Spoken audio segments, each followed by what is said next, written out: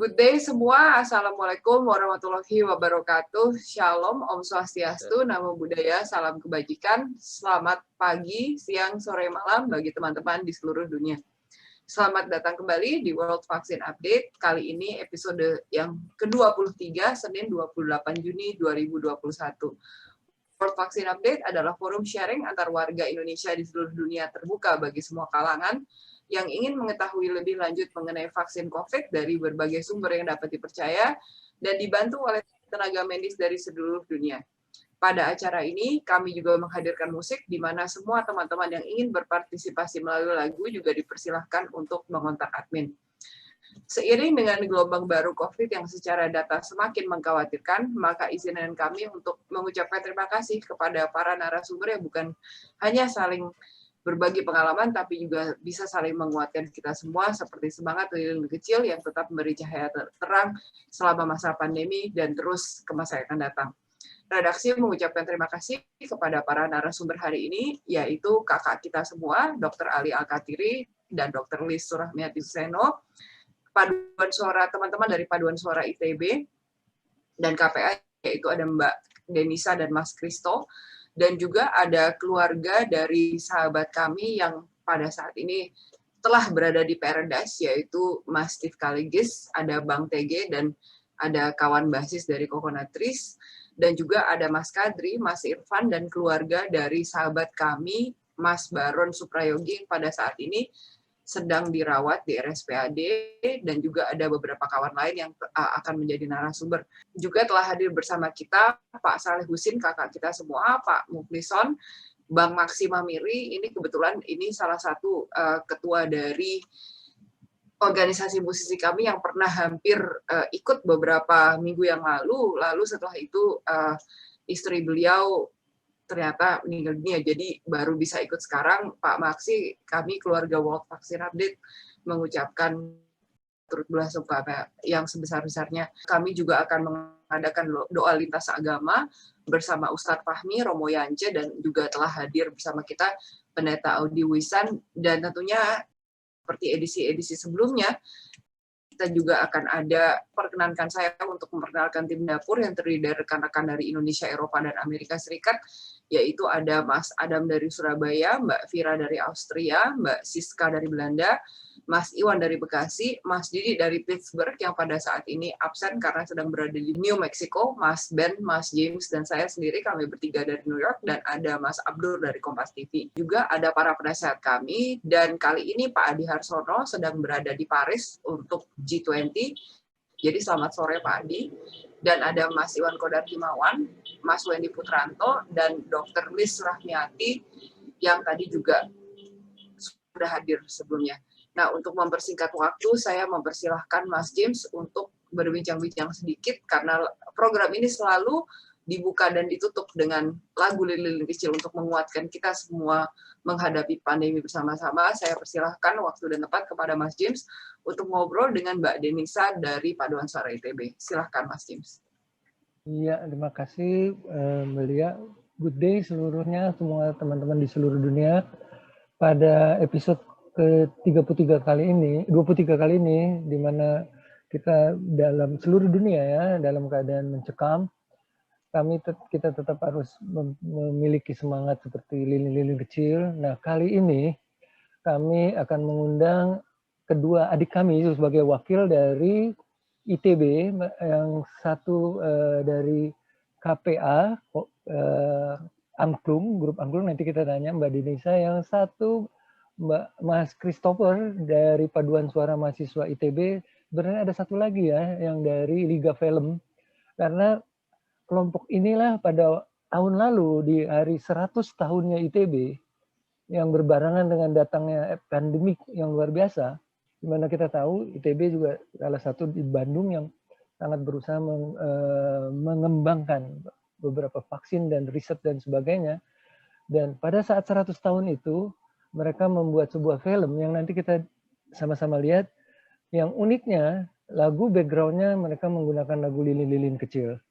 Untuk itu saya akan panggil dulu Mas Daniel dulu kali ya, Mas Christopher. Selamat pagi Bandung, malam ya Bandung ya. Halo. Selamat malam Mas James. Selamat Oke, pagi, siang, yang sore, satu dan malam lagi, juga untuk Bapak dan Ibu ya, sekalian. kalau Mbak Denisa ini mahasiswa ITB tapi lagi berada di Jogja. Betul ya Mbak Nisa ya? Iya, betul Mas Ya. James. Saya lagi di Jogja.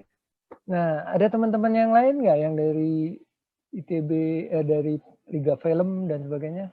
Oh, kebetulan tadi saya sudah mengajak teman-teman di LFM, namun belum dapat kepastian apakah bisa bergabung. Dan ini saya juga mengajak rekan saya dari KPA juga. Di sini ada Dewa. Oke, ya, para teman-teman semua, KPA itu komunitas lagi, kelompok, P-nya apa ya?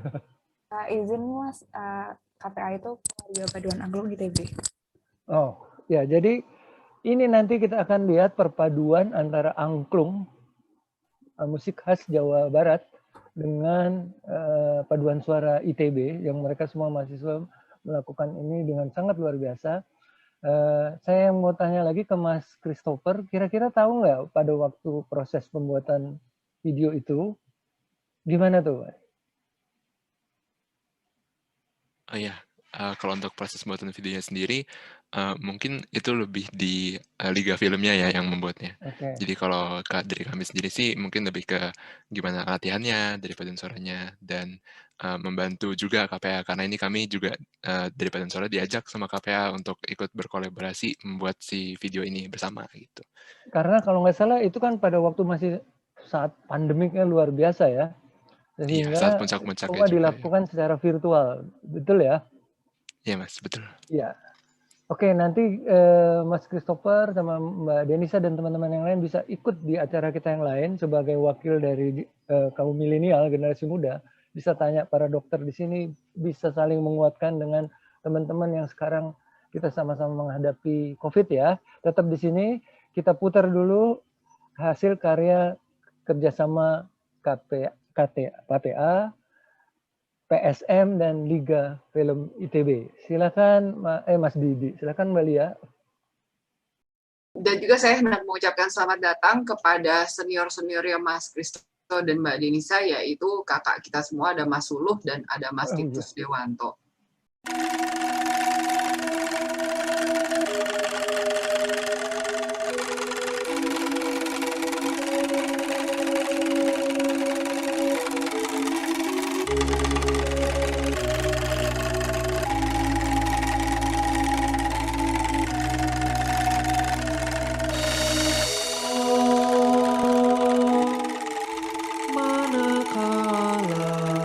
Mentari tua lelah berkejar. Oh, manakah bulan geni enggan tersenyum, berkerut-kerut tiada berseri, tersendat-sendat merayap dalam kegelapan.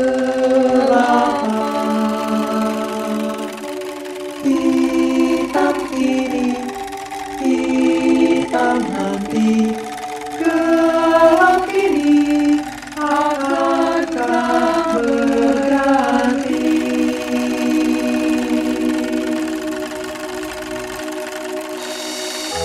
Dan kau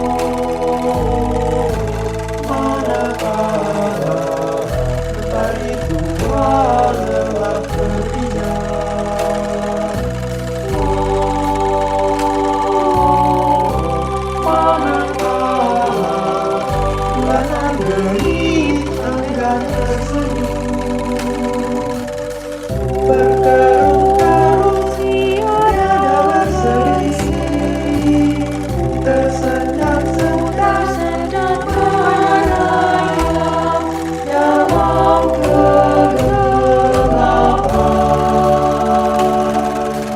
Hitam nanti, gelap ini akankah berganti?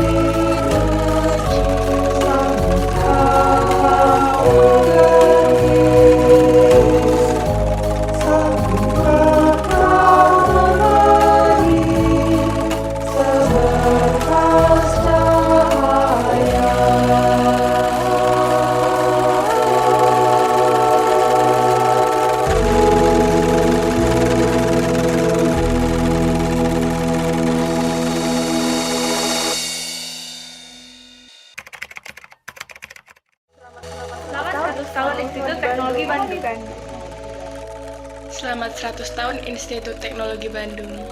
Selamat 100 tahun Institut Teknologi Bandung. Selamat 100 tahun Institut Teknologi Bandung. Selamat 100 tahun Institut Teknologi Bandung. Selamat 100 tahun Institut Teknologi Bandung. Selamat 100 tahun Institut Teknologi Bandung. Selamat 100 tahun Institut Teknologi Bandung. Selamat 100 tahun Institut Teknologi Bandung. Selamat 100 tahun Institut Teknologi Bandung. Selamat 100 tahun Institut Teknologi Bandung. Selamat 100 tahun Institut Teknologi Bandung. Selamat 100 tahun Institut Teknologi Bandung.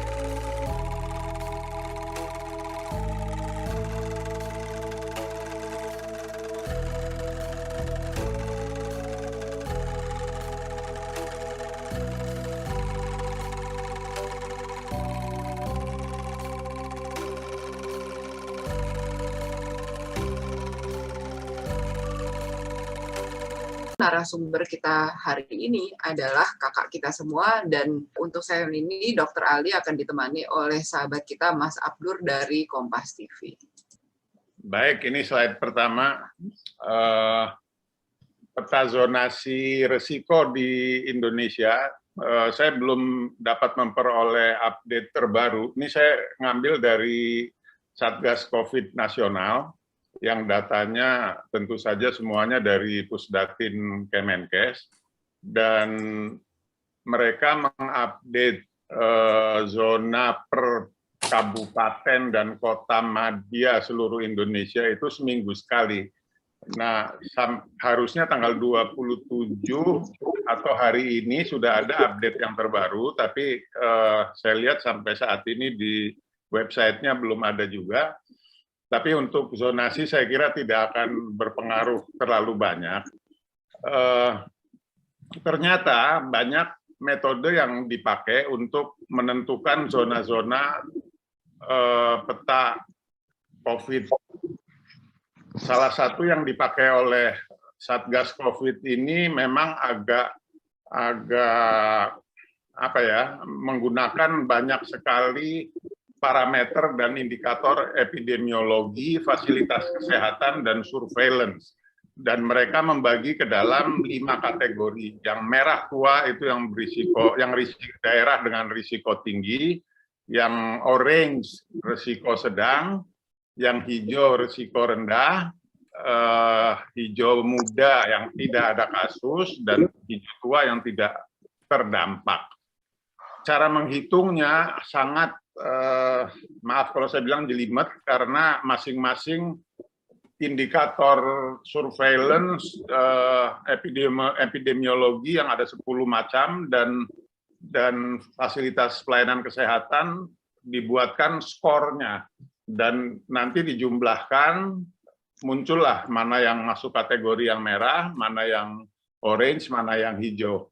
Nah, per tanggal 20 Juni ada 29 kabupaten dan kota yang berisiko tinggi atau merah, atau sekitar 5,64% dari seluruh Indonesia, dan ini kebanyakan ada di Jawa dan Madura.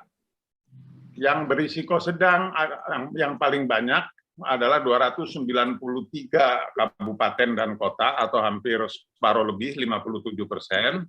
Yang berisiko rendah ada 166, atau 32%, dan yang tidak ada kasus hanya 25 kabupaten dan kota. Ini kebanyakan kabupaten dan kota di daerah terpencil, kecuali saya lihat di Sumatera ada di Pulau Samosir dan Pulau Nias.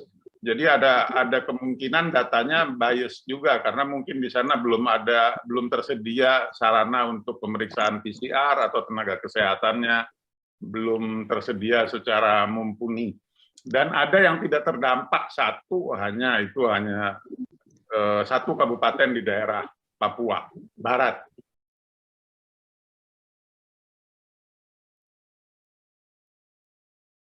Nah, ini untuk memberi gambaran bagaimana rumitnya cara menghitung skor dari zona masing-masing. Setiap indikator, dari indikator epidemiologi, surveillance kesehatan masyarakat, dan pelayanan kesehatan diberikan scoring dan pembobotan, lalu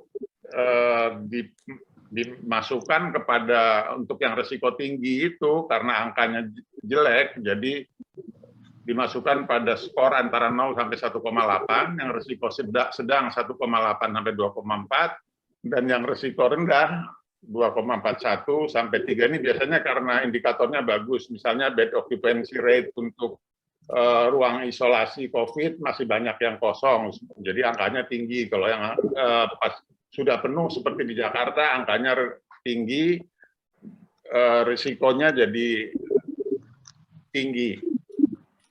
Dan zona yang tidak terdampak itu dinilai dari tidak tercatatnya kasus COVID positif pada hari itu. Zona yang tidak ada kasus, pernah terdapat kasus, tapi tidak ada penambahan selama 4 minggu terakhir, dan angka kesembuhannya lebih dari 95%. Sekali lagi, ini data per 20 Juni 2021 dari Satgas COVID Nasional. Ternyata metodenya berbeda-beda. Nah, ini salah satu yang mungkin digambarkan secara lebih sederhana oleh salah satu peneliti di WHO.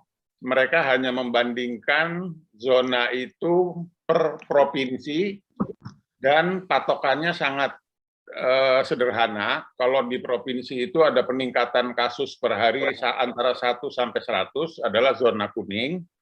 Dari 101 sampai 800 zona kuning tua, zona orange antara 500 sampai 1000, dan zona merah lebih dari 1000, dan hasilnya adalah seperti ini. Jadi Jawa, Madura, Kalimantan Timur, Riau, Sumatera Barat, dan Sumatera Utara sebagian besar yang berisiko tinggi. Nah, sekarang saya mau masuk ke tren harian per hari ini. Hari ini kita memperoleh 20.694 kasus baru seluruh Indonesia, sedikit menurun dari kasus kemarin yang sudah melewati 21.300 kalau tidak salah. Ini jumlah kasus aktif per 28 Juni per hari ini ada 218.476 seluruh Indonesia. Nah, ini data positivity rate. Positivity rate ini jumlah kasus positif dibagi dengan jumlah spesimen swab PCR yang diambil. Ini list mungkin masuk salah satu di antaranya ini. Jadi seluruh Indonesia 25%, ya, dan Jakarta 36%, tapi ini jauh lebih baik dari kemarin. Kemarin hampir lebih dari 43%. Mudah-mudahan benar ada perbaikan positivity rate di Jakarta. Nah, ini prediksi yang dibuat oleh MIT untuk menilai. Jadi memang kelihatannya pada 3 pekan ke depan masih akan terjadi peningkatan kasus. Tapi ini saya perhatikan prediksi ini sebelum ada varian Delta dengan sesudah berbeda. Sebelumnya mereka membuat prediksi yang justru lebih rendah dari fakta yang terjadi di lapangan. Sesudah ada varian Delta, mereka meningkatkan threshold-nya menjadi lebih tinggi. Jadi harapannya sekitar Agustus mudah-mudahan ada kegawat daruratan COVID yang sekarang berjalan bisa terjadi penurunan. Nah, ini satu-satunya slide yang mungkin kabar gembira. Kemarin kita berhasil mengimunisasi lebih dari 1 juta penduduk pada 1 hari. Ini cita-cita Presiden dari kapan-kapan dan mudah-mudahan akan berlanjut dan kalau bisa lebih banyak lagi karena targetnya 1,2 juta penduduk yang divaksin per hari untuk mencapai akhir tahun 181 juta penduduk Indonesia sudah tervaksinasi. Mungkin target itu akan bertambah lagi karena sekarang ditambah usia 12 sampai 16 tahun akan masuk pada kategori yang divaksinasi, bukan hanya di atas 18 tahun. Demikian, terima kasih. Mungkin Liz mau menambahkan?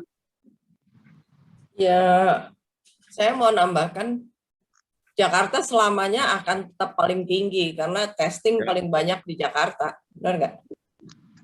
Nggak mungkin Jakarta tuh kurang dari tempat lain. Sekarang lihat kita antrean di lab-lab tuh GSI, terus ada Bumame lah, entah apa semua tuh antrenya mendadak jadi tambah panjang. Jadi sampai kapanpun juga Jakarta tetap akan menempati kedudukan paling tinggi dalam kontribusi untuk angka kesakitannya.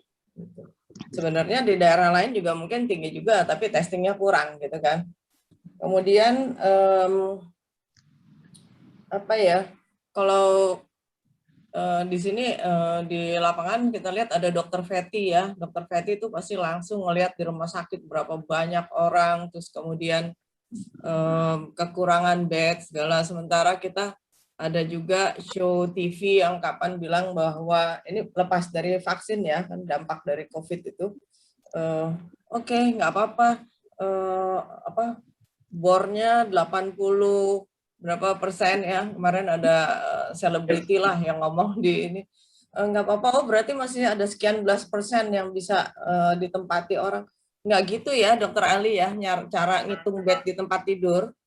Di rumah sakit kalau ngitung tempat tidur tuh semua rumah sakit, jadi maksudnya bednya untuk pemeriksaan dokter gigi pun ikut masuk situ. Jadi kalau orang udah ngomong 80% full, itu udah full sebetulnya, sudah kapasitas penuh. Jadi nggak bisa orang nambah lagi ke situ. Nah ini suatu yang kadang-kadang orang pikir, oh oke, masih ada 15% yang bisa ditempati lagi oleh yang sakit, dan itu nggak betul.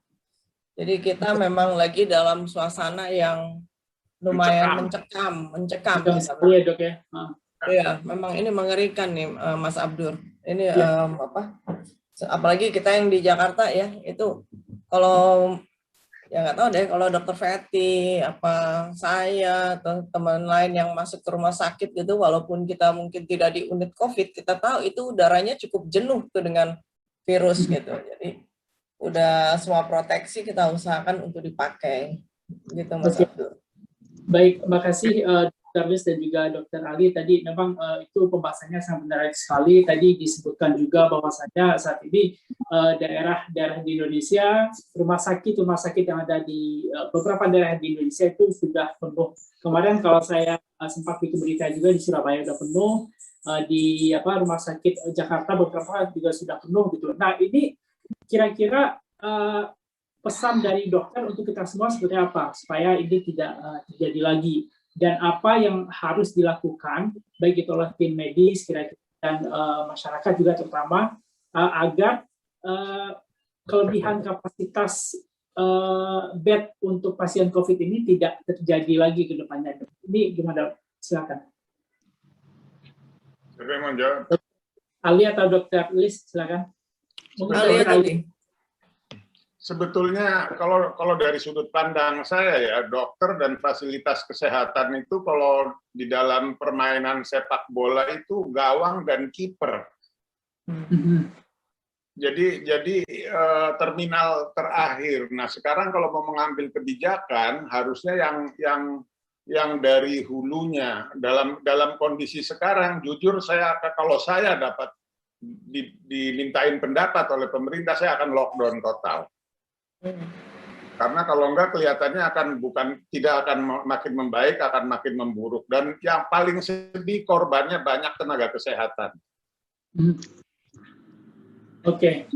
Baiklah, makasih banyak Dr. Ali dan juga Dr. Lis atas penjelasannya. Untuk selanjutnya saya balikan kepada Mbak Lia. Silakan Mbak Lia. Terima kasih Mas Abdur. Terima kasih Dr. Ali dan terima kasih Kak Lis dan juga Kak Lis, get well soon. Jadi mari kita semua terus membawa lilin-lilin kecil kita masing-masing, because bersama kita bisa.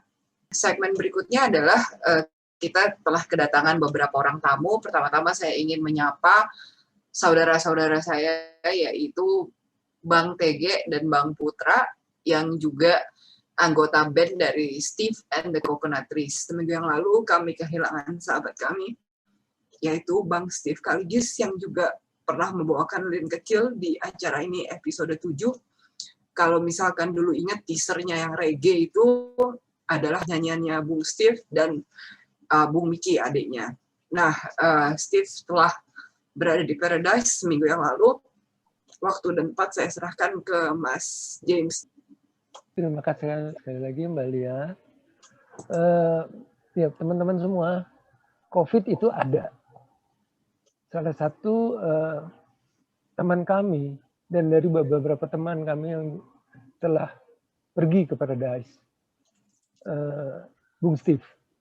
Bung Steve ini kami kenal 10 tahun yang lalu. Pertama kali beliau meminta izin membawakan lagu lilin-lilin kecil. Pada saat itu beberapa teman saya bilang, ngapain lu lagu lilin kecil dibawain lagu reggae gitu, karena Bung Steve terkenal sebagai reggae. Saya bilang, enggak, itu keren. Dan ternyata memang keren. Bung Steve dengan Bung TG dan teman-temannya itu memadukan lagu itu dalam 4 genre musik sekaligus. Ada rocknya, ada popnya, ada jazznya. Dan lagu ini dibawakan kakak beradik, Steve Kaligis, Tepeng, teman kita semua, dan adiknya Mbak Miki. Betul ya Mbak? Kali ini sebelum kita putar nanti, saya juga terima kasih kali ini udah datang dua Mas Bujana. Selamat datang Mas Bujana, juga Mas Bontot. Banyak teman-teman kita, para musisi yang berguguran satu persatu. Demikian juga teman-teman dokter. Nah untuk itu kita saling menguatkan. Saya mau ngobrol sedikit karena teman-teman ketahui minggu lalu begitu kita mendengar kabar Bung Steve, kami mencoba mencari keluarganya. Ternyata satu keluarga semua terpapar COVID. Nah untuk itu kita ngobrol sedikit sama Mas Tega atau Mbak Putra. Silakan dibuka mute, unmute ya Mas. Halo, apa kabar Bu? Halo. Selamat malam. Malam. Ya kami mengerti keluarga besar Coconut Trees pasti masih berduka, tapi kita percaya Bung Steve sudah di Paradise. Kira-kira bisa diceritakan nggak bagaimana proses minggu lalu, karena pastinya teman-teman yang terkena COVID untuk pemakamannya pun kita kadang-kadang tidak bisa. Beberapa kami ngalamin semua, saudara-saudara kita yang lewat. Kenalin dulu aja. Ya. Bagaimana kabar ini Mbak istrinya dan anaknya ya, kena juga ya? Iya. Ya, terima kasih Mas James. Sebelumnya ini saya perkenalan dulu, ini ada rival Palo, ini pemain bass kita, Kokonatris. Sebelumnya terima kasih buat kesempatan ini dan terima kasih juga atas ungkapan bela sungkawanya dan doanya dari teman-teman semua. Terima kasih. Ya, doa terbaik buat almarhum Stephen. Semoga dia diterima segala amal ibadahnya. Amin. Ya memang benar kemarin itu almarhum memang terpapar ya gitu loh. Tapi memang beliau ada komorbid sebenarnya gitu. Ada penyakit bawaan lah ya. Kemudian keluarganya juga ikut terpapar juga. Tapi alhamdulillah sekarang anaknya udah negatif sekarang. Amin. Ya sudah negatif, tinggal tunggu mamanya. Insya Allah hasilnya baik juga, insya Allah. Ya, memang dalam 4-5 tahun terakhir ini kami sebagai temannya disuruh sama dia jangan kasih tahu dulu penyakit saya ini, karena penyakit dia ini salah satu yang itu gagal ginjal ya. Udah gagal ginjal, jadi selama 4 tahun ini dia setiap di Senin Kamis itu harus cuci darah. Kemarin pas setelah 2 tahun pandemi ini, memang yang kita udah nasihatin yang riskan itu brother kita ini, Stephen. Dia mesti harus benar-benar treatment diri dia untuk jauhi kerumunan dan lain-lain gitu. Tapi apa daya, karena memang kondisi sekarang ini nggak bisa menuntut kita yang diam di rumah. Ya mesti keluar tapi harus prokes. Kita udah lakuin prokes, tapi namanya manusia ya tetap aja pasti kena. Ketika mungkin gua nggak tahu kena di mana, tapi memang ini bahaya banget untuk dia. Tapi sebelum dia meninggal dia udah negatif ya. Udah negatif. Cuman karena memang bawaannya itu mungkin bikin dia drop dan segala macam, akhirnya tepat di hari Senin 7.30, enggak, Selasa 7.30 beliau meninggalkan kita semua.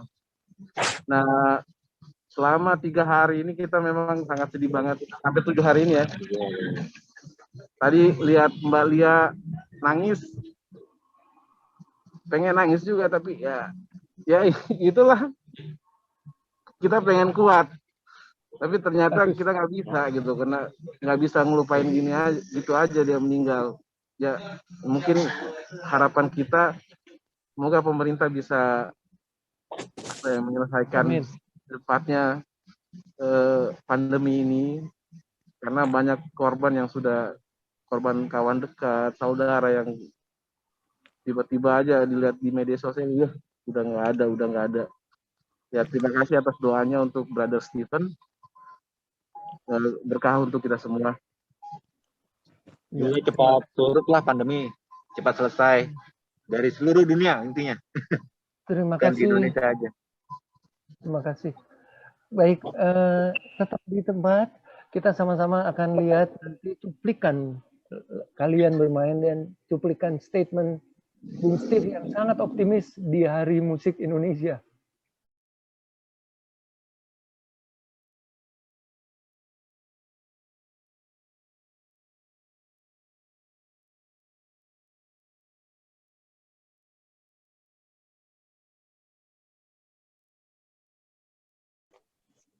Terima kasih Steve. Selanjutnya setelah kita juga tetap akan kehadiran teman-teman yang sampai hari ini masih berjuang melawan COVID. Ada Mas Kadri, ada Mas Baron. Silakan Mas Kadri. Lo manusia paling optimis sedunia, Dri. Silahkan, Dri. Ya, saya seminggu yang lalu nggak ngerasa, tahu-tahu tiba-tiba kok saya jadi yang kena COVID. Padahal baru selesai vaksin, tapi memang jadi saya dapat second vaksin yang AstraZeneca. Baru 5 hari saya Badung, saya pergi ke salah satu stasiun TV, saya perform di sana sama teman-teman. Terus kemudian saya nggak tahu itu ada letaknya di mana, di mic kah, apakah di orang-orang sekitar atau pada saat waktu makan. 5 hari kemudian, hari Sabtu, saya merasakan gejala yang nggak enak aja di badan. Saya pikir ini pasti flu biasa, ya. Tapi nggak panas. Jadi masih di 368 gitu. Besokannya diare, tapi pas hari Seninnya saya merasakan kok seperti kayak sinus di sini gitu ya. Pilek terus nggak bisa mencium. Wah, ini jangan-jangan COVID, bener positif. Waduh, jadi kemudian hari pas PCR pertama, kemudian saya arrange ke satu rumah sakit untuk periksa ya, dan CT scan CT thorax ya. Ya dokternya sempat ngomong bahwa ini, padahal saya punya komorbid, saya ada 2 komorbid lagi. Tapi karena saya udah vaksin, dan kemudian juga teman-teman tuh memberikan banyak sekali masukan itu, waduh, orang tuh japri yang namanya ngasih SOP, yang namanya ngasih vitamin, bahkan seorang teman udah siapin vitaminnya loh, semuanya sampai ada obat macam-macam tuh, obat cacing lah. Itu yang disampaikan ke saya. Waduh, akhirnya saya konsultasi sama dokter mulai dari herbal ini apa segala macam itu. Saya jalanin aja. Tapi setelah CT thorax saya dinyatakan bersih, saya PD muncul. Jadi saya pikir saya udah vaksin. Dengar-dengar vaksin, kalau dengan vaksin lebih ringan gitu ya. Ya udah, jadi terus kemudian sekarang udah penciuman kembali pulih. Terus kemudian juga saya olahraga. Dan besok nih ada PCR ya. Ada PCR lagi. Mudah-mudahan negatif lah. Kalau dari secara fisik rasanya sih sangat optimis, tapi nggak tahu kan di dalamnya ini kayak apa. Saturasi bagus, semuanya tensi, suhu juga bagus. Mudah-mudahan aja hasilnya baik. Itu aja dari saya sih. Terima kasih. Ya, sedikit aja bahwa ternyata teman-teman masih banyak di Indonesia itu orang-orang yang nggak percaya. Jadi saya sebel aja. Pada saat saya merasa teman saya Baron melewati masa sedang struggling ya, tapi ada aja orang yang nggak percaya dengan teorinya sama dari tahun ke tahun itu aja gitu.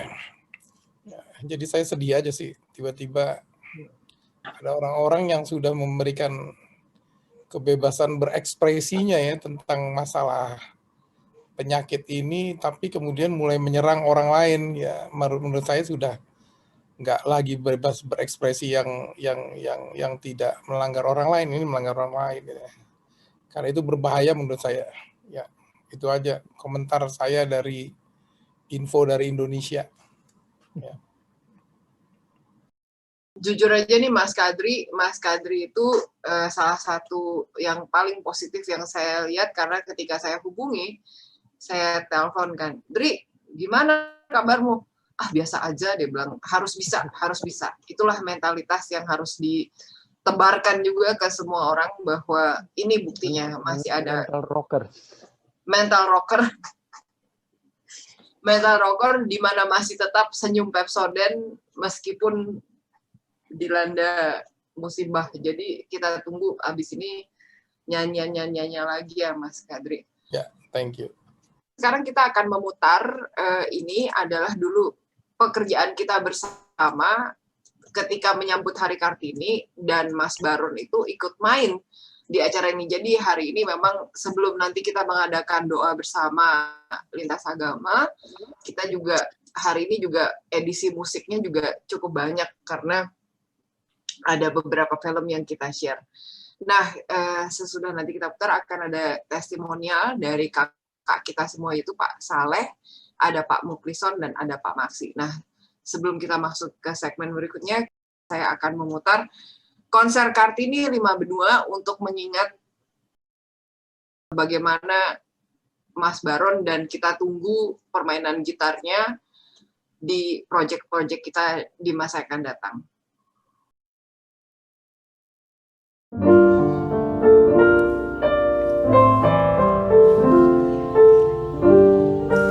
Ibu kita Kartini.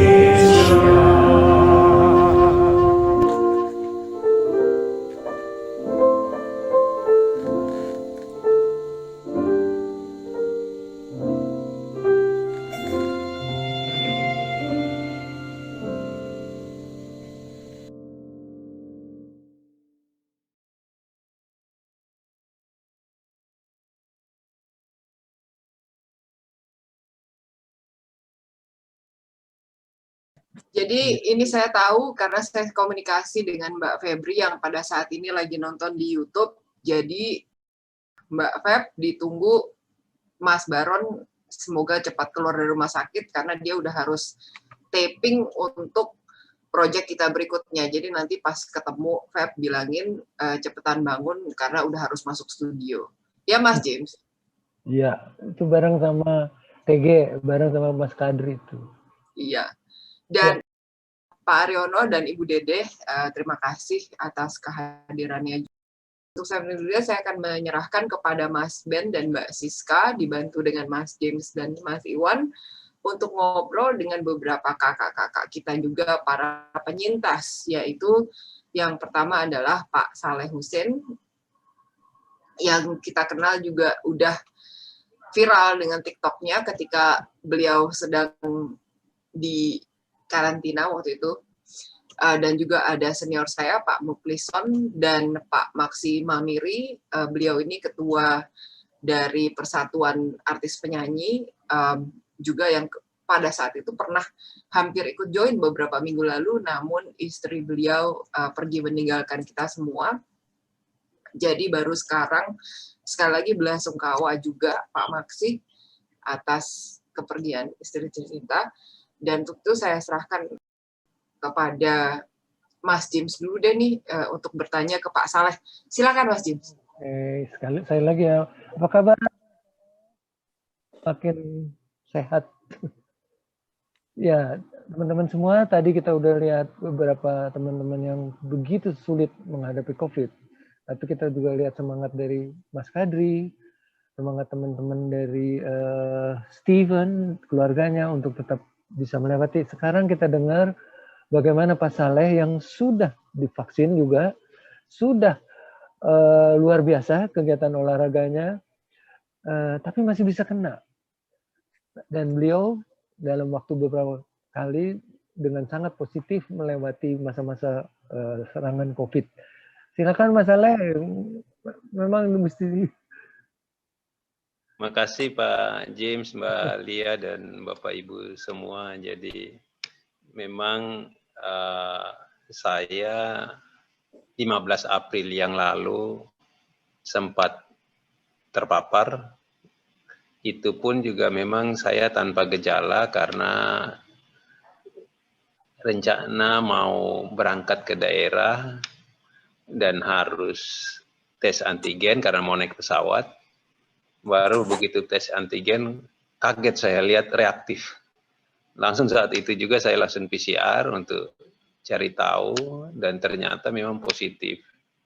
Nah, begitu positif, saya langsung buru-buru telepon ke rumah ke istri, saya bilang tolong kosongin kamar satu, siapin berbagai macam vitamin yang kita udah biasa dengar dari teman-teman yang lain, udah, terus pakaian apa segala macam disiapin, yang artinya saya nggak akan keluar-keluar dari kamar itu, termasuk laptop apa segala macam. Jadi misalnya untuk aktivitas kerjaan ya tetap dari dalam semua, charger HP semua udah disiapin semua. Nah begitu pas sampai rumah, yang paling pertama adalah ya saya minum dulu obat herbal yang Cina itu,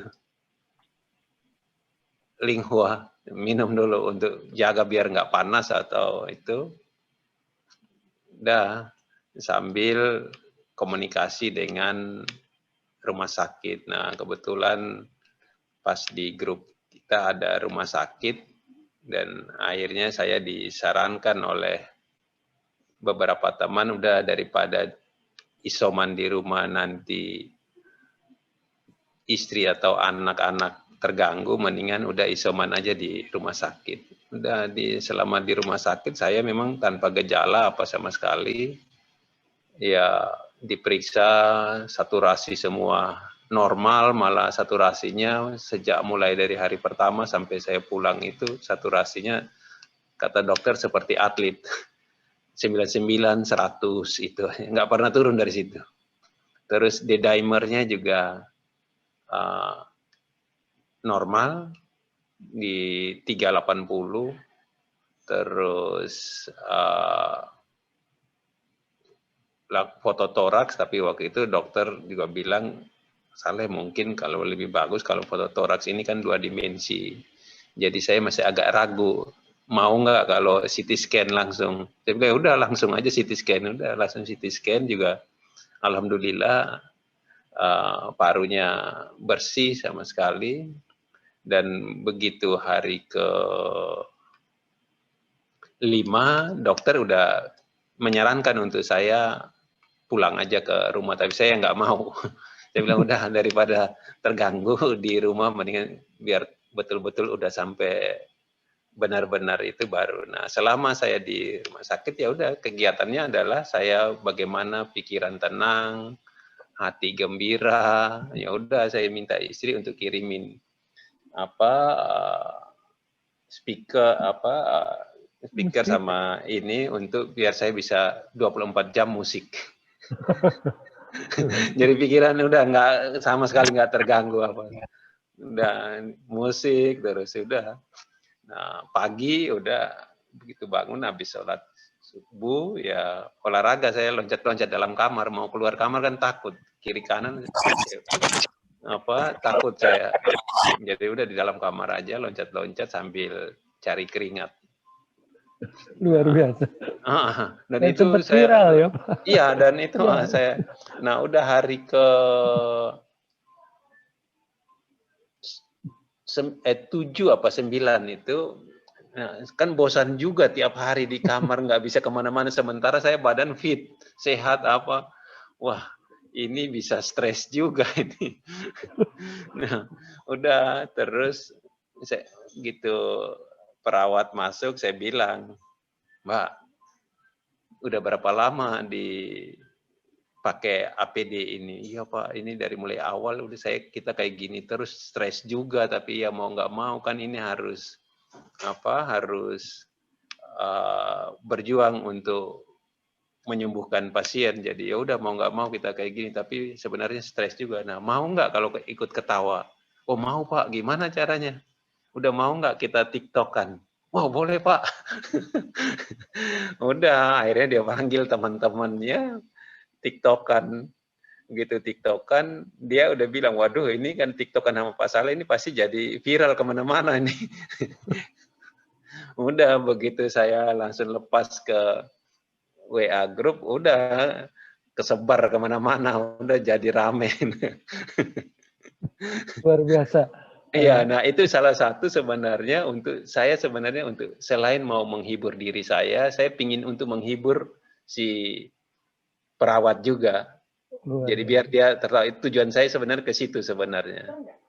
jadi menghibur sekalian. Nah, udah begitu pas dalam hati kecil saya juga, ya kalau saya udah nanti sembuh, saya pingin donor plasma untuk bantu pasien yang lain. Udah syukur alhamdulillah begitu pas udah pulang, ya kebetulan kami bersama di perusahaan Sinarmas bersama dengan grup, kita ajak grup-grup usaha yang besar yang lainnya, udah bersama-sama untuk melakukan bakti untuk donor plasma, dan syukur alhamdulillah ya lumayan terkumpul cukup banyak, dan kita serahkan ke PMI untuk PMI meneruskan untuk membantu para penderita COVID di berbagai tempat. Itu yang saya lakukan ya. Dan pas kebetulan karena mungkin saya ada embel-embel jabatan dulu sebelumnya, jadi akhirnya ya udah begitu lakukan itu, akhirnya di publik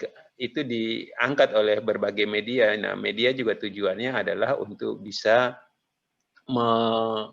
mengajak teman-teman penyintas yang lainnya untuk mau menyumbangkan plasmanya untuk bisa membantu para penderita yang sedang berjuang di rumah sakit. Itu tujuan utama untuk donor plasma itu. Itu kira-kira Mas James. Luar biasa. Nah, teman-teman semua, habis ini kita lihat dulu sebentar sebelum kami ke Mas Muklisan dan Bung Maksi. Kita lihat TikToknya Pak Saleh gimana, ini tiba-tiba mendadak jadi koreografer.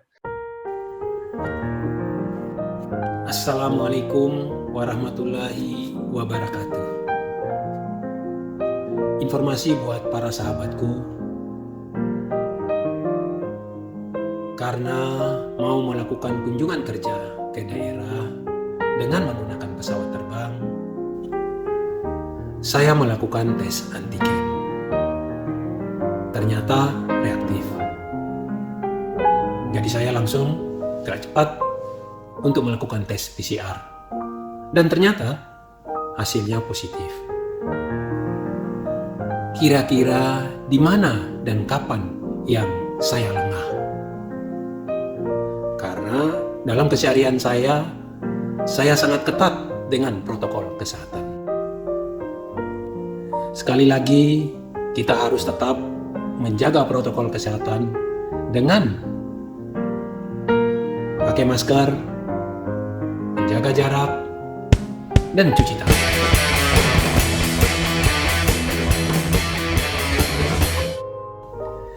Salam sehat, Saleh Husin.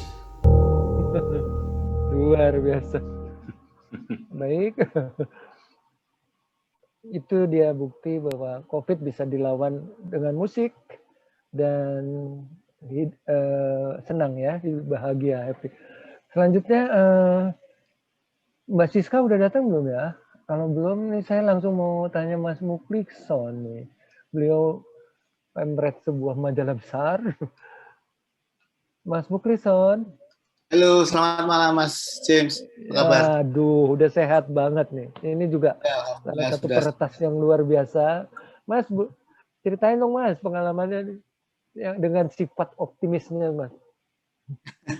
Ya, sebenarnya ada waktu naik turunnya ketika mendapat ganjaran COVID gitu ya. Oh ya? Jadi sebenarnya dari awal, saya ini kan jurnalis, jadi sering jalan kemana. Terakhir sebelum saya kena COVID itu, saya pulang dari Bali. Saya masih ingat itu, kalau nggak salah tadi Pak Saleh juga April ya Pak ya. Saya juga itu awal puasa, saya masih ingat. Jadi baru hari Rabu pulang dari Bali, terus kemudian seminggu kemudian masuk puasa. Saya masih puasa, tapi sudah kerasa masuk angin atau apalah, demam lah gitu ya. Nah ternyata istri juga merasakan, sebelumnya istri juga sudah merasa demam, dan akhirnya pada hari Rabu seminggu setelah saya dari Bali, dia juga periksa ternyata positif. Saya masih di kantor, dia sudah periksa, dan semua orang rumah, semua anak itu semua diperiksa, sama ponakan-ponakan semua diperiksa yang sering ke rumah. Ya akhirnya ketahuan 2 orang, anak nomor 1 sama istri positif. Sore itu saya masih kerja, masih deadline, saya akhirnya ya udah, saya menyerah untuk daripada daripada nanti saya menulari orang di kantor juga, saya akhirnya pulang untuk tes. Ya akhirnya positif. Nah, tapi badan itu memang sejak Senin, Selasa itu sudah demam, sudah kerasa ya. Meskipun biasanya saya demam, minum obat itu langsung sembuh. Dan memang benar, malam mesti kerasa demam, siangnya udah nggak terlalu. Kan. Jadi Kamis itu ketika Rabu malam dinyatakan positif, meskipun saya masih bisa mencium bau gitu ya, saya masih merasa bahwa saya ini nggak sakit COVID gitu kan. Ya ini pasti demam atau alatnya salah lah gitu. Masih denial gitu. Sampai akhirnya kita lapor ke puskesmas dan akhirnya dengan pertimbangan-pertimbangan karena satu rumah kena semua daripada nanti ada yang tumbang atau apa, akhirnya udah gimana kalau salah satu siapa yang kira-kira bisa ke rumah sakit. Dan saya disarankan oleh rumah sakit, Bapak kayaknya ininya saturasinya kan sangat turun nih Pak, bawah 94, penting Bapak yang ke rumah sakit untuk siap sedia ya. Akhirnya awalnya juga nggak mau kan, karena memang merasa waktu itu demam sudah nggak terlalu, gitu. Tapi badan memang lemas, batuk, tapi nggak terlalu sesak gitu. Ya untungnya itu yang selama saya COVID itu, kenapa saya nggak merasa kayak orang kena COVID yang dimana biasanya orang sesak nafas, karena memang selama pandemi atau sebelumnya itu saya memang sering jogging gitu ya. Jadi paru-paru mungkin agak kuat gitu ketika virus itu sudah mulai menjalar. Jadi intinya ketika ditanya di rumah sakit, Bapak sesak nggak? Enggak, saya cuma batuk, ketika batuk pasti sakit. Jadi ketika di rumah sakit ya sudah, di rumah sakit khusus COVID yang memang di sekitar rumah dari satu kecamatan. Dan waktu itu masih belum terlalu penuh, mungkin sekarang udah kayak ini ya. Waktu itu masih banyak perawat yang masih bisa memberikan pelayanan gitu kan. Jadi dicek tiap jam gitu, tiap 3 jam saturasi ternyata di IGD waktu itu, kemudian dimasukkan ruang isolasi. Ruang isolasi kan masih bisa turun tempat tidur, masih bisa kamar mandi sendiri, kadang malah juga ngambil makanan keluar kamar gitu kan, karena di situ juga ada 30-an orang yang dirawat gitu, sama-sama COVID, karena perawatnya juga terbatas, maka harus ada melayani sendiri. Kalau yang parah mungkin diambilin, kalau yang nggak terlalu parah nggak, harus bisa mandiri gitu kan, ada yang memang bisa jalan. Jadi kalau Pak Saleh tadi kan masih bisa jalan-jalan. Akhirnya singkat cerita ya, selama itu penyakit itu virus itu terus menggerogoti, terus menjalar, dan meskipun saya masih ya kadang kesakitan itu kadang terjadi saat malam gitu kan, bukan sesak tapi kadang ketika batuk atau kayaknya tertekan gitu dada, dan ya masih begitu. Saya merasa masih sehat meskipun itu ya pikiran maksudnya katanya kan suruh positif terus, akhirnya ya itu positif tapi badannya remuk gitu kan. Ya itu saya rasakan. Kemudian akhirnya perawat, Pak ini Bapak nggak bisa terus begini karena harus duduk diam, nggak boleh gerak-gerak. Ya udah akhirnya setelah berapa hari di IGD 2 hari 3 hari, kemudian diisolasi sekitar 3 hari juga, akhirnya saya masuk ke ICU. Ya disitulah di ICU itu saya nggak bisa ngapa-ngapain, nggak bisa turun tempat tidur, nggak bisa pipis, harus pakai itu selang gitu ya. Makan juga semua kiri kanan dikasih dada dikasih untuk detak jantung, tangan kanan dikasih tensi, kalangan kiri infus gitu kan. Praktis nggak bisa bergerak. Ya mungkin singkat cerita memang sebelum masuk ICU tadi, ketika puncak-puncaknya itu saya merasakan bahwa ada perasaan, karena mungkin terisolasi itu juga bisa menyerang psikis juga. Kenapa sakit begini kan? Kadang juga pengen ada rasa putus asa, atau mungkin udahlah sakit kayak gini udah selesaiin aja deh gitu. Ada terbesit perasaan-perasaan kayak gitu yang akhirnya kita kadang nggak kuat, karena apa? Kita sendiri, tidak ada yang dicurhatin gitu kan, dan akhirnya ya sudah ingat Tuhan, kayaknya udahlah ini sakit banget nih, kayaknya ya itu psikis tadi. Kalau nggak ingat mungkin punya putra-putri yang masih kecil, mungkin itu tadi yang memang harus positif tadi, pikiran positif itu yang perlu ada kepada penderita. Ya mungkin waktu diisolasi masih bisa ngobrol, masih bisa nonton YouTube, masih bisa nonton Sri Mulat gitu. Saya waktu itu masih ingat berapa apa yang saya lakukan, tapi itu juga tidak menghibur kan, maksudnya berapa jam akhirnya juga tetap ada rasa sepi, ada rasa itu tadi yang membuat kita agak psikis kita turun down gitu. Karena apalagi kita ketemu perawat itu kan enggak tiap jam gitu kan, itu juga kadang apalagi konsultasi juga sudah sulit gitu kan. Nah setelah di ICU karena mulai intensif gitu kan, perawatannya juga bisa ngobrol, bisa tanya, ada meskipun tidak bisa ngobrol lama gitu kan.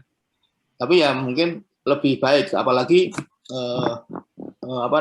misalnya oksigen itu kan dikasih secara masif gitu ya. Jadi apalagi ya pokoknya saya turutin semua lah, minum obat pokoknya, karena dari pengalaman di isolasi sebelumnya, karena saya masih jalan-jalan, masih kadang oksigen saya lepas, kemudian ke kamar mandi, tiba-tiba lupa masang lagi gitu kan, itu yang mungkin membuat saturasi itu turun. Jadi itu salah satu kunci kenapa orang yang kena COVID itu jangan sampai turun saturasinya, sehingga dia harus menjaga itu. Maaf, Mas Bukison sebelum kena COVID sudah divaksin atau sampai sekarang? Ya itu tadi saya pernah divaksin sekali karena bulan jurnalis kan dapat awal vaksin sekali doang. Vaksin kedua tidak boleh divaksin karena tensinya tinggi. Itu yang jadi salah satu juga perawatan saya mungkin sakit saya juga agak lama karena dianggap sebagai long COVID gitu kan. Karena penyembuhannya juga agak lama, kemudian juga mungkin treatmentnya juga beda gitu ya karena punya darah tinggi. Itu juga salah satu yang saya rasakan agak berat gitu. Jadi ketika istri juga sudah divaksin 2 kali, makanya dia cuma OTG berapa hari, cuma kayak Pak Saleh tadi mungkin dia tidak di rumah sakit langsung dan sudah cepat sembuh. Anak saya juga berapa hari juga sudah sembuh. Nah, tapi saya yang nggak tahu itu tertular di mana, karena memang jadi wartawan kan kemana-mana tuh, sering kemana meskipun tetap pakai masker ya, Pak prokes itu saya yakin pasti pakai itu ya, tapi di mana, apakah ini juga tertular dari istri atau di rumah, di rumah saya nggak tahu, karena istri juga kerja di lembaga pemerintahan, juga kadang ketemu orang gitu kan, kemana-mana gitu. Ya intinya ini kluster keluarga. Tapi yang jelas waktu itu tadi, bahwa menaati ketika kita dirawat gitu, ya pokoknya itu aja. Obat. Kemudian kalau soal obat, plasma juga sempat saya dapat 2 kantong gitu, itu juga sebenarnya kalau secara pribadi sih nggak membantu ya. Meskipun kemarin saya juga berusaha untuk donor, tapi ternyata nggak boleh, jadi ini nggak lolos screening karena ininya itu kurang 80, jadi ya nggak bisa menolong orang. Tapi intinya itu tadi, saya akhirnya menaati, pokoknya selama di ICU seminggu ya syukurlah bisa menaati semuanya. Oksigen nggak pernah saya lepas, meskipun kadang panas gitu kan, sampai hidung itu iritasi karena gesekan antara selang itu, sehingga pulang itu sudah ketika saya keluar itu masih bernanah itu. Jadi tapi saya nggak mau melepas ya, di rumah sakit kan suruh tengkurap, dan itu salah satu kalau misalnya teman-teman mungkin isoma sekira ketika saturasi turun, itu tengkurap salah satu hal yang bisa menaikkan saturasi. Di beberapa teman-teman juga saya sarankan kalau misalnya turun untuk menaikkan itu tengkurap saja, tidur tengkurap selama 1 jam 2 jam. Saya juga waktu di ICU begitu. Itu selama seminggu. Dan ya memang ada di satu ICU ada yang meninggal, ada yang itu. Tapi nggak boleh sedih kan kita. Gitu juga terjadi. Ya, akhirnya selama seminggu kemudian dilatih, ada fisioterapis juga yang di situ juga suruh napas, suruh ini, akhirnya ya alhamdulillah. Pokoknya berkali-kali saya memang tidak merasa itu sesak, tapi tetap ketika batuknya parah, sakit. Dan berapa kali di isolasi saya lihat batuk itu ada merah-merah gitu. sorry maaf. Tapi intinya itu tadi, ya udah pokoknya oksigen itu jangan sampai lepas. Jangan sampai terlepas terlalu lama. Makan mungkin kadang kita ini ya, kita lepas, tapi kadang kalau di ICU enggak sama sekali. Ya, nah itu nanti kira-kira akan dapat tambahan dari para dokter. Tapi kita dengar satu lagi ya, Mas Muklis, pengalaman peretas yang semuanya orang-orang hebat. Karena berjuang melawan COVID itu nggak sederhana. Tadi kita dengar dari baik dari Bang Hussein, dari Bang Muklison, itu enggak. Ini salah satu musisi, teman sahabat saya, beliau sebetulnya udah mau ikut acara kita di hari musik itu, karena beliau sempat menebarkan fotonya dengan bangga pada saat mau divaksin. Jadi dia sudah sempat persis kayak Pak Muklison, sudah divaksin. Begitu acaranya mau mulai, beliau mendapat musibah, istri tercinta Mbak Tineke ya, meninggalkan kita semua. Sehingga Mas Paksi ini nggak sempat ikut acara kita. Kemudian beberapa minggu yang lalu dia sempat disuntik yang kedua. Ketika baru mau diajak lagi, beliau kena COVID. Bagaimana sekarang pengalaman Bung Maksi ini? Yang bertubi-tubi tapi tetap dengan semangat melewati ini semua. Silakan Mas Maksi. Ini namanya aja Sulawesi Utara, tapi Suroboyon banget ini Mas. Ya, makasih Bung Jim. Saya tanggal 4 Maret itu vaksin bersama istri saya gitu.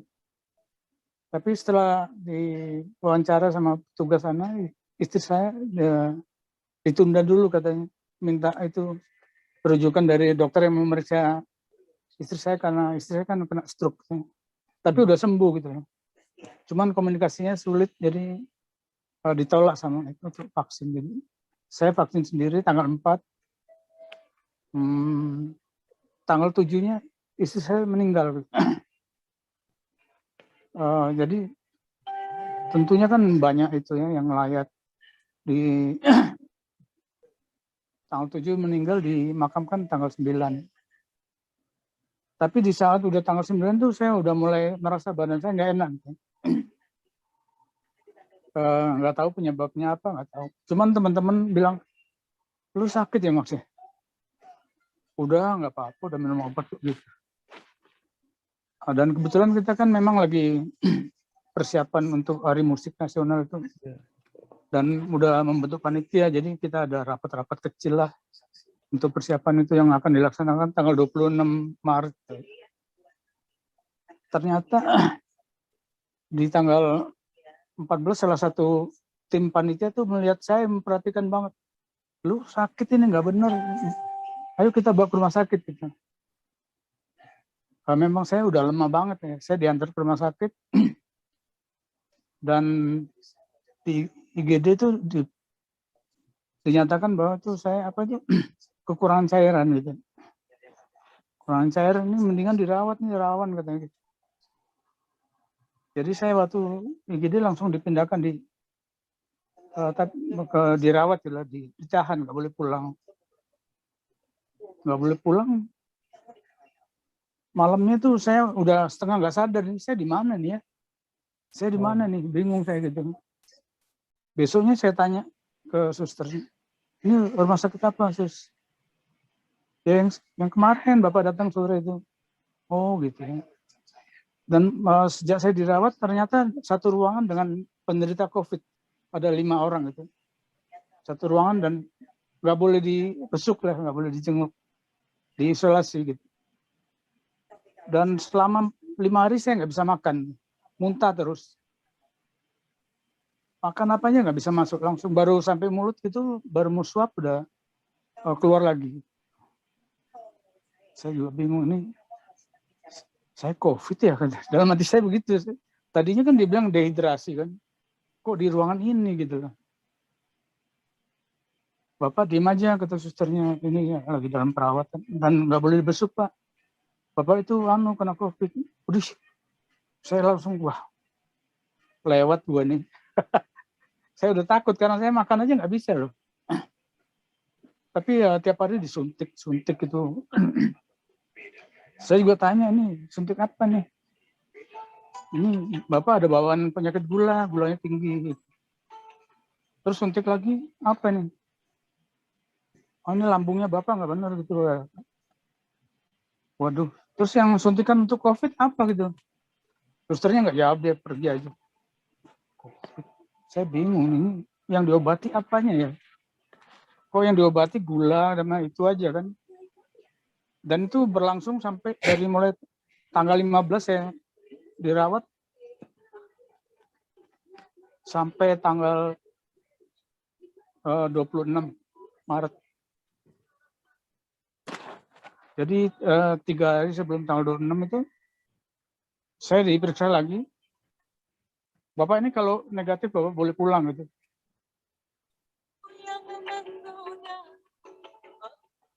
Saya pikir kalau saya keluar tanggal 26 kan saya bisa hadir di acara hari musik. Iya. Ternyata sudah tanggal 26 nggak ada berita dari dokter. Saya tanya ke suster, saya gimana hasilnya? Saya mau ada acara ini, Mbak. Oh nggak bisa Bapak belum boleh pulang, itu hasilnya belum keluar. Sampai akhirnya udah sore, wah udah saya batal acaranya. Kata susternya, mungkin besok Bapak boleh pulang. Waduh, ya senang juga saya kan. Akhirnya besok sore saya baru dibolehkan pulang gitu. Dan dijemput sama anak saya gitu. Sampai di rumah saya, rupanya satu RW itu udah gempar gitu. Keluarga saya semua suruh itu swab semua. Dan saya nggak boleh keluar rumah selama 14 hari di rumah. Harus apa itu? Isolasi mandiri. Ya, saya ikutin aja. Dan orang-orang di daerah saya satu RW itu kayak marah gitu kalau ada keluarga saya juga yang keluar. Sampai rumah saya disemprot semua kan. Ya udah saya ikutin aja sampai selesai. Dan saya kan dijadwalkan vaksin kedua itu tanggal 2. Tanggal 2 saya kan belum itu selesai isolasi mandirinya. Jadi saya nggak balik ke itu untuk vaksin lagi kan. Sampai saya sembuh, sampai sekarang saya belum ke sana lagi. Saya bingung ini gimana caranya menyampaikan ke tempat vaksin itu. Saya dengar-dengar kalau udah vaksin terus kena COVID, nggak boleh divaksin dulu gitu sampai berapa bulan. Ya kira-kira itu yang bisa saya sampaikan. Nah, ini ada dokter, banyak-banyak dokter Bu Mas, bisa ditanya. Ya terima kasih banget, saya butuh keterangan. Tetap semangat ya. Ya, terima kasih. Kita ke pertanyaan para dokter dan banyak dari pengalaman semua, saya kembalikan kembali ya, karena pada hari ini seluruh Indonesia banyak sekali pengalaman seperti yang dirasakan Bung Mas, Bang Muklison, Mas Baron, bahkan seperti keluarga Steve. Ada baiknya kita mendekat diri kepada Sang Maha Pencipta kita. Kali ini kita kedatangan para tokoh-tokoh lintas agama dari berbagai negara. Silakan Mbak Lia. Terima kasih Pak James telah hadir bersama kita, beberapa sahabat dari Asia, dari sebelah saya Washington DC, dan kita diwakili oleh yang pertama dari Romo Yance dari Taiwan, dan juga yang kedua ada Pendeta Audi dari Jakarta, dan yang satu ini adalah sahabat saya sudah lama, namanya Ustadz Fahmi dari Washington DC, dan kami juga kebetulan anggota dari beberapa komunitas di mana kami saling memanggil bukan Ustadz dan Mbak Lia, tapi manggilnya Suhu. Untuk itu saya mempersilahkan Romo Yance untuk memulai. Silahkan, Mo.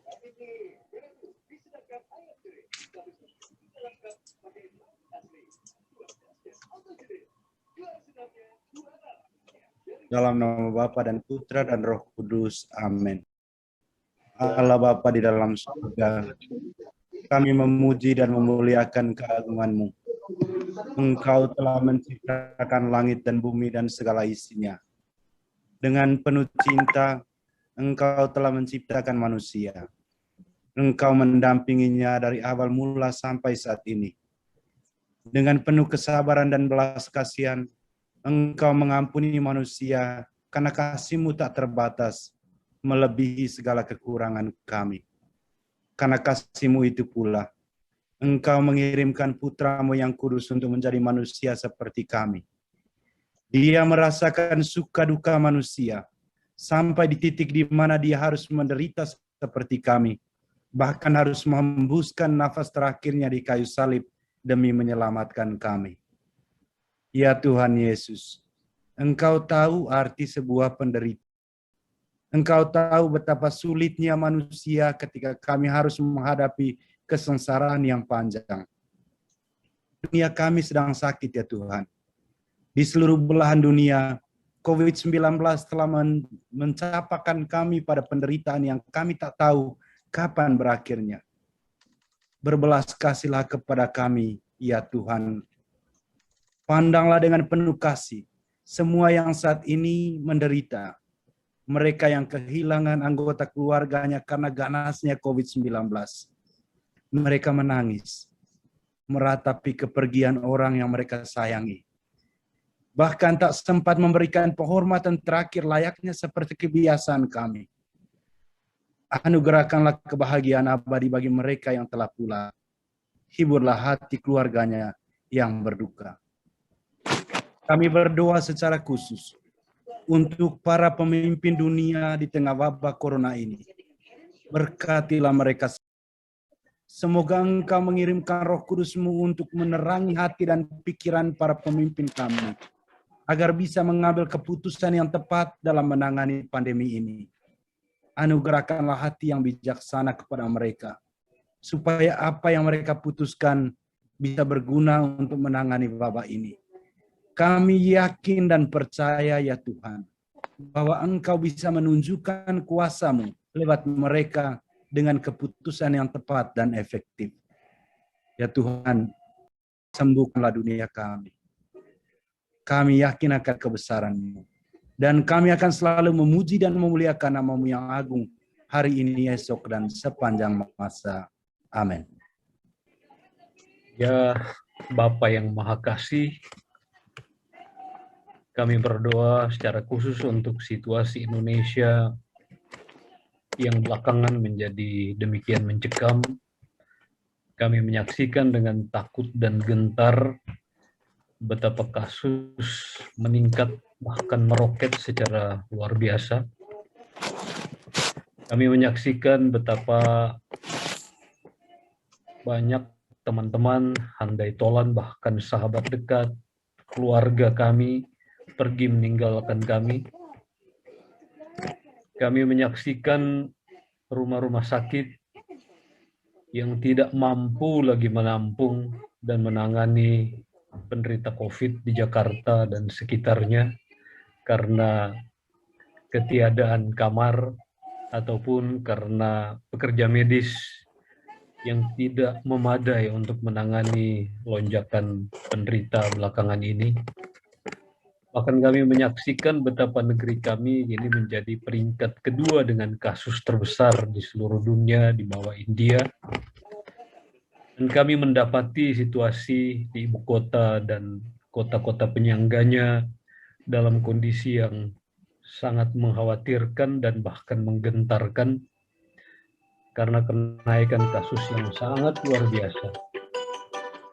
Kami berdoa Tuhan kami diberi kekuatan untuk menghadapinya.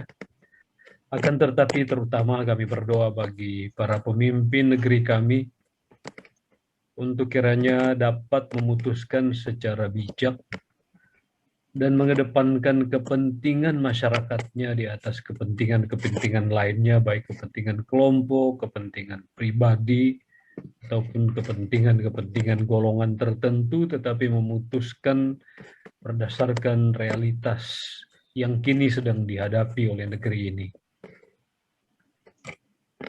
Jangan biarkan para pemimpin kami beretorika antara kepentingan dan pendekatan kesehatan dengan kepentingan ekonomi. Akan tetapi betul-betul memutuskan dan mengambil kebijakan di tengah situasi yang sudah ditegaskan begitu banyak pihak sudah melampaui apa yang bisa dan sanggup kami tolerir ketika ibu kota bahkan terkesan dalam suasana horor karena kami terkepung oleh COVID-19. Ya Bapa yang Maha Kasih, kami percaya bahwa Engkau akan mampu dan memampukan para pemimpin kami untuk mengambil kebijakan yang tepat di tengah-tengah lonjakan kasus yang demikian menakutkan. Dan oleh karena itu, kami berdoa bagi kami semua di Indonesia, kiranya mampu dan sanggup menjaga diri masing-masing, baik para penyintas, mereka yang berisiko tinggi, dan terutama masyarakat untuk disiplin karena ancaman COVID bukan ancaman yang dibuat-buat. Sudah terlampau banyak contoh dan terlampau banyak kasus untuk kami aware dan sadar bahwa ini adalah ancaman nyata. Jika kami berkeras dengan pikiran sendiri, jika kami berkeras dengan hoax, jika kami berkeras dengan keinginan kami masing-masing. Oleh karena itu, biarlah kami semua tetap positif, tetap berpikiran optimis untuk menghadapi situasi yang semakin tidak menentu di negeri kami. Kami membawa doa ini dalam Kristus Tuhan yang adalah Juru Selamat kami. Amin. Bismillahirrahmanirrahim. Assalamualaikum warahmatullahi wabarakatuh. Alhamdulillahirrahmanirrahim. Wassalatu wassalamu ala asyrafil anbiya wal mursalin wa ala alihi wa ashabihi wa man tabi'ahum bi ihsanin ila yaumiddin. Allahumma inna nas'aluka ridhaqal jannah wa na'udzubika min sakhatika wan nar. Allahumma anta rabban nas adhibil ba'sa anta syafi ishfi mardona la shifa illa shifauka shifaan la yughadiru saqama. Ya Allah, Engkau adalah Maha Pengasih. Ya Allah, Engkau adalah Maha Penjaga. Ya Allah, Engkau adalah Maha Penyembuh. Ya Allah, kami hadir di suasana COVID-19 ini, ya Allah. Kami memohon dengan segala kerendahan hati kami, ya Allah. Berikanlah kekuatan kepada kami semua. Jadikanlah saudara-saudara kami yang telah berpulang mendahului kami, Engkau berikan tempat yang baik kepada saudara kami, ya Steve, dan sahabat-sahabat kami yang lainnya. Ya Allah, berikanlah ya Allah tempat-Mu, surga-Mu kepada mereka yang sudah berjuang melawan COVID-19. Ya Allah, Engkau Maha Penyembuh, Engkau Maha Penyayang. Sembuhkanlah saudara-saudara kami yang sedang terpapar melawan COVID-19 ini, ya Allah. Berikanlah kesembuhan kepada saudara-saudara kami, diantaranya Mas Baron, dan saudara-saudara kami yang lain, Pak Saleh, Pak Muhlisan, dan saudara-saudara kami yang lainnya yang sudah berjuang. Tetapkanlah kami, jadikanlah kami menjadi sehat walafiat, selalu bugar, fit.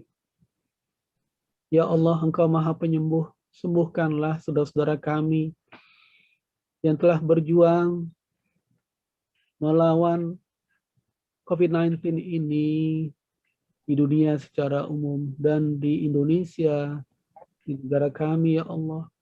Terkhusus kepada saudara kami yang frontliner, yang gigih mengadakan pelayanan-pelayanan kepada masyarakat, baik skop pemerintah atau skop sipil, ya Allah. Berikanlah kekuatan kepada mereka semua. Berikanlah ya Allah semangat yang terus-menerus tanpa henti untuk terus membantu, untuk terus memberikan pencerahan kepada saudara-saudara kami yang lainnya, ya Allah. Kepada tenaga kesehatan, dokter, perawat, berikanlah kekuatan fisiknya, sehatkan walafiat kepadanya, jadikanlah waktu-waktunya itu Engkau balas dengan kebaikan-kebaikan, karena mereka berjuang dengan segenap tenaga mereka, mengorbankan jiwa. Ya Allah, jadikanlah tenaga-tenaga mereka menjadi inspirasi bagi kami semua yang hadir di sini, untuk terus berjuang, berjuang melawan COVID-19 ini, berjuang untuk selalu memberi pencerahan kepada dunia, kepada masyarakat kami semua yang hadir di sini. Spirit, tenaga, semangat yang luar biasa itu yang kami butuhkan, ya Allah. Engkau adalah Maha Pemberi Spirit, ya Allah. Berikanlah kekuatan kepada mereka yang telah berjuang dan terus berjuang untuk menghilangkan musibah massal ini. Ya Allah, kepada orang-orang yang ditinggalkan, kami mengerti begitu berat berpisah dengan orang-orang yang kami cintai, keluarga kami, orang tua kami. Engkau ambil mereka, ya Allah. Berikanlah kesabaran kepada kami semua yang hadir di sini. Berikanlah kami kesabaran kepada orang-orang yang ditinggalkan, ya Allah. Berikanlah kekuatan jiwa, ketabahan, kesabaran. Kuatkanlah. Ya Allah. Bagi orang-orang yang masih ignore, orang-orang yang masih tidak percaya terhadap COVID-19, bukalah hatinya kepada mereka. Jadikanlah kekuatan dalam dirinya untuk selalu membantu dan untuk selalu memberikan hal-hal yang produktif. Ya Allah. Bagi orang-orang yang berjuang terus-menerus, maka jadikanlah perjuangannya ini, ya Allah, amal-amal soleh, amal-amal terbaik. Dan jadikanlah kami yang hadir di sini adalah pejuang-pejuang untuk menghilangkan, untuk memberikan pencerahan kepada masyarakat secara luas, ya Allah. Terimalah pengorbanan kami, terimalah, ya Allah.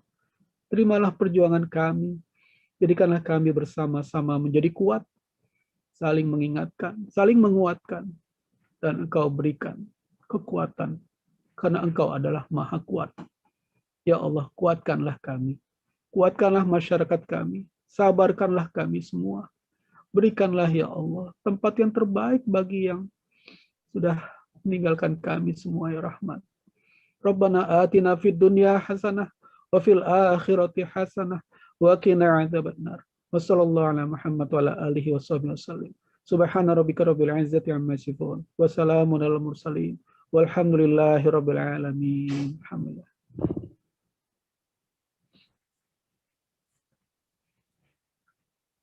Terima kasih Ustadz Fahmi, Pendeta Audi, dan Romo Yanca atas doanya. Dan semoga kita semua bisa terus sehat dan tetap menjadi lilin kecil bagi sesama. Ini sebelum kita menutup acara, selalu biasanya ada musik lagi dan kita akan memutar kembali film dari saudara kita, Brother Steve. Namun sebelum itu, kami akan memanggil abang kita, juga Mas Eko Juniarto dari Mavindo, untuk menceritakan apa sih hoax minggu ini yang perlu kita semua ketahui. Oke, silahkan Mas Eko. Oke, selamat malam semuanya. Seperti biasa ini saya ulang-ulang terus biar familiar dan kalau pengen tahu tuh sudah ingat ya. Jadi seperti biasa Mavindo tuh membuat kompilasi dari hoax soal COVID itu di tph.id/corona. Di episode kemarin tuh ada 1021 hoax COVID-19 dan minggu ini naik jadi 1029 dan minggu lalu khusus untuk vaksinnya itu hoaxnya 142 dan minggu ini sudah naik 7 jadi 149 ya. Terus ini hoax yang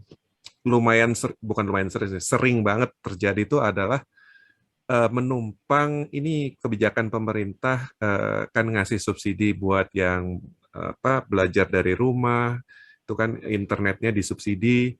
Nah ini sebenarnya sudah berakhir Mei 2021, tapi ternyata ada yang ngasih link subsidi pulsa 200.000 kuota 125 GB dari Kemendikbud RI. Nah ini sebenarnya hoax ya, tipuan, dan dia punya tujuan yaitu phishing data pribadi. Jadi phishing itu jadi dia kan pas ngisi link itu kita isi data pribadi segala macam. sebenarnya yang dituju itu adalah mengambil data pribadinya yang mengisi link tersebut, seperti nama, alamat, segala macam, dan itu bisa disalahgunakan seperti contohnya ini. Warga Gang Sempit ditagih pajak mobil mewah dengan menggunakan pencurian identitas yang dilakukan lewat form phishing tadi. Nah, itu ini juga hoax yang baru banget, Grace. Jadi dibilang bahwa TV tabung, TV CRT itu menghasilkan sinar X dan bisa membunuh virus dalam 8 jam. Nggak tahu ini apakah iklan Euro apa 2020 atau gimana. Jadi dia bilang bahwa dengan nonton TV 8 jam ya, tapi harus TV khusus, TV yang zaman dulu, TV tabung CRT, dia bilang sinar X yang itu bisa membunuh virus. Jadi pertama, sinar X itu berbahaya ya. Makanya di rumah sakit petugasnya itu pasti tidak dalam satu ruangan, dan kita sendiri tuh harus mengenakan semacam pelindung metal untuk bagian yang memang tidak mau disinari X. Hanya di bagian yang untuk di sinar X itu yang kita tidak menggunakan pelindung metal. Jadi ini jelas tidak mungkin, dan sinar X itu sendiri itu butuh voltase sangat tinggi. Paling rendah itu 8.000 volt. Jadi TV rumahan yang cuma 220 volt itu tidak mampu menghasilkan sinar X. Ya, tapi ya lucu juga sih bilang Euro 2020 ini. Terus saya coba ingatkan lagi ya, jadi hati-hati terpapar hoax. Jadi ini soal infodemi. Jadi kalau memeriksa informasi, kalau dari pemerintah tuh ada dari Kemkominfo, di situsnya komin.info/inihoax. Kalau dari Mavindo itu adalah turnbackhoax.id. Kemudian ini ada kerjasama dari beberapa media ya, ada belasan kalau nggak salah. Itu cekfakta.com. Dan kemudian khusus hoax COVID-19 itu ada hoax.infovaksin.id. Nah, selain di website, itu ada juga chatbot WhatsApp ya. Jadi kalau Mavindo itu nomornya di 0859 21 600 500. Itu tinggal di chat aja, tinggal di forward message yang kita mau periksa, dia akan menjawab. Ada juga cek fakta liputan 6, itu di 0811 978 7670. Ini kalau mau dicatat di screenshot aja mungkin ya, supaya bisa ditambahkan nanti belakangan. Oke, itu aja dari saya. Yang hoax yang lucu itu adalah yang TV tabung bisa membunuh virus COVID. Terima kasih. Sebelum kita menutup, kita selalu ada sepatah dua patah kata dari para penasihat kita, dan Kak Alis, you are up again. Silahkan Kak, kalau misalkan mau menutup dengan pesan-pesan untuk sampai minggu depan. Ya, terima kasih Lia, Pak James, seluruh dapur, para penasehat, Pak Adi, para musisi, pemuka agama semua, dan Pak Eko yang anti hoaxnya. Mudah-mudahan acara ini tetap membuat kita semangat mendukung berbagai program anti COVID, dan mudah-mudahan kita lekas, kalau kata orang Malaysia, lekas berjaya mengatasi ini semua.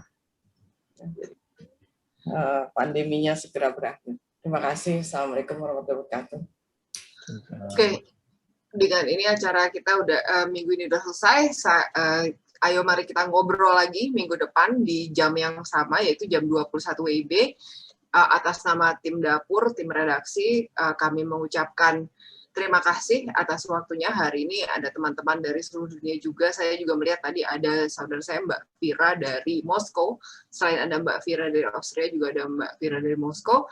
Dan ada Mas Gatut, ada Mas Dida, ada teman Mas Haritito dari Askomik, Om Herling, dan ada teman-teman semua yang nggak bisa saya sebutkan satu-satu namanya. Ada Pak Yohanes, ini perlu saya point out kalau beliau itu nggak pakai virtual background, tapi beliau itu kerjanya di storage room, di bagian supply di sebuah rumah sakit di Pennsylvania. Jadi kalau mau lihat itu bentuknya seperti itu.